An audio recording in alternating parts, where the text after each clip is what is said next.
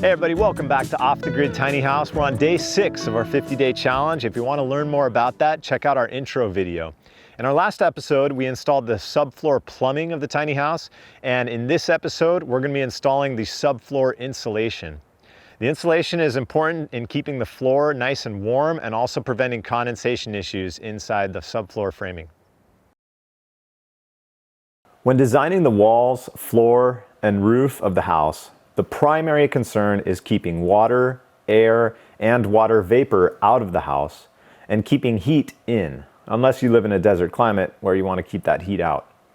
Scientists have studied the best ways to accomplish this, and one of the best scientist builders out there is Joseph Stiebrecht. Dr. Stiebrecht designed what he calls the perfect wall, and when you turn the perfect wall on its side, you get the perfect floor. The perfect floor has a cladding layer, which protects the 3 control layers. The control layers keep the 3 elements of heat, air, and moisture outside the house. Let's talk about each of these in detail. The cladding layer for us is the metal flashing we installed in episode 2. The first control layer is insulation and consists of the expanded polystyrene, or EPS foam, which we installed in episode 3, but only discussed briefly, and blown cellulose, which is mostly recycled newspaper. The second control layer is for air and consists of the EPS foam, spray foam, and the wood framing that we installed in episode 3. The third control layer is for moisture and consists of the foil facing that came attached to the EPS foam and spray foam. So some of these materials are doing double duty, and that's fine.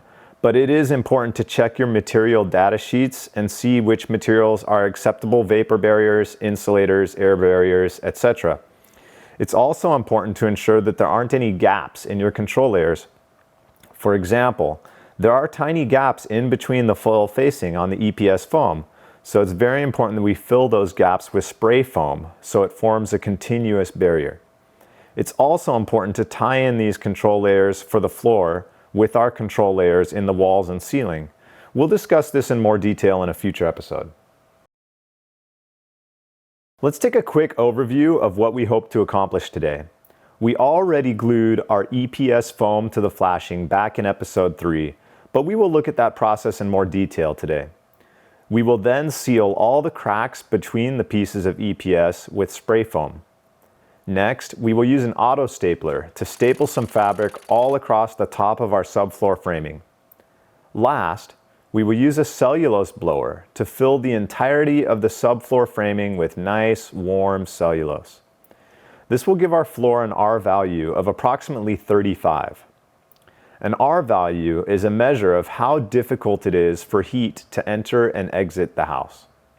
Energy Star recommends that houses in our area have a floor R value of at least 25, but we decided to go over that to ensure we have nice warm floors. To install the EPS, we used a caulk gun and a tube of polyurethane construction adhesive.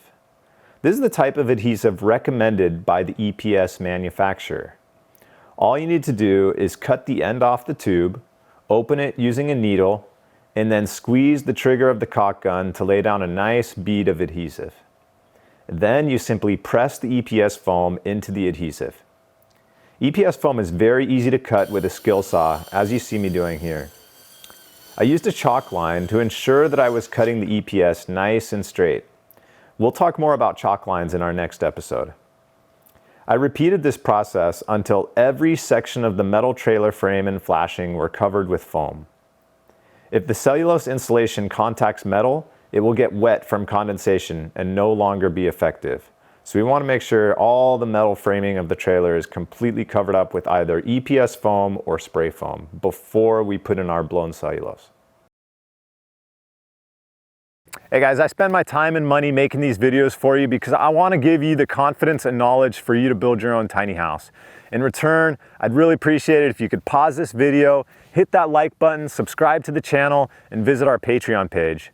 Your support ensures that you'll see more awesome videos like this one. If you do start building your own tiny house, you can use the links in the description below to purchase your tools and supplies, and that also helps out the channel.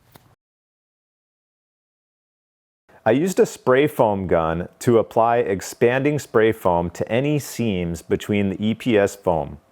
These guns are very easy to use. Simply screw the can into the base of the gun and turn the adjusting screw. If you turn the screw a little, you'll get a little foam when you squeeze the trigger, and if you turn it a lot, you'll get a lot of foam. You want to adjust it so you get a thick enough bead coming out of the gun to seal the cracks between the pieces of EPS without putting too much in. It's important to shoot the foam into the cracks and not just lay it down on top of the foam.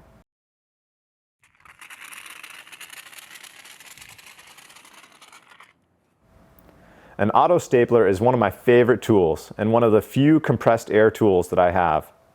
The auto stapler is basically a machine gun with staples instead of bullets. You need to use one of these to install the fabric nice and tight over the top of the subfloor framing because a single staple isn't strong enough to hold it. You need to get several staples into it all at the same time to hold it, and that's what the auto stapler does. It's a cinch to use. You just pull the trigger and staples will fly out like crazy. I attached the fabric to one corner of the framing and then stretched it nice and tight as I stapled it across all of the joists. It's important to get it stapled just to the edge of each joist so that when we blow cellulose, the cellulose can't find its way to the top of the joist. The joists have to be even at the same height to get a nice level subfloor. Most home improvement stores will rent you a cellulose blower for free with the purchase of a certain number of bags of cellulose.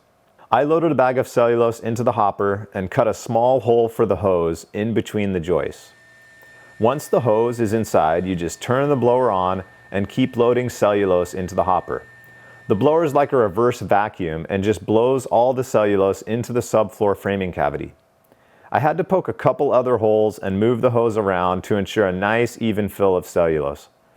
There's no need to tape the holes shut, but you do want to cover the cellulose immediately so it doesn't get wet.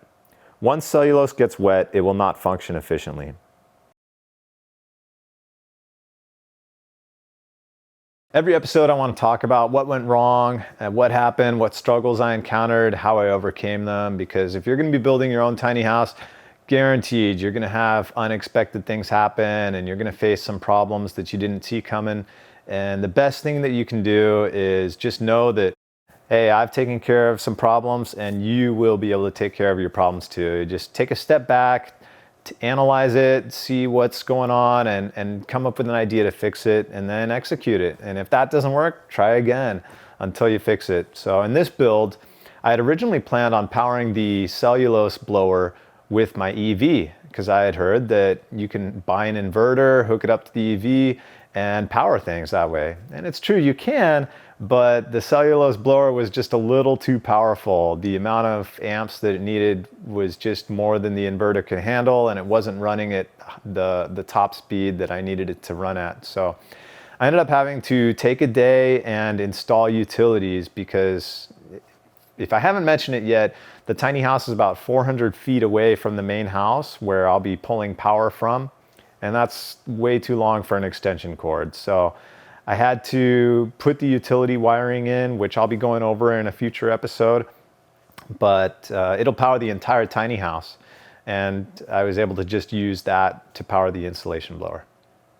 In our next episode, we'll be installing the subfloor of the tiny house and laying out lines to mark our wall locations. The subfloor is the base of the frame of the house, and this is the last step before assembling and raising our walls. I hope you can all join me on the next episode as I install the subfloor.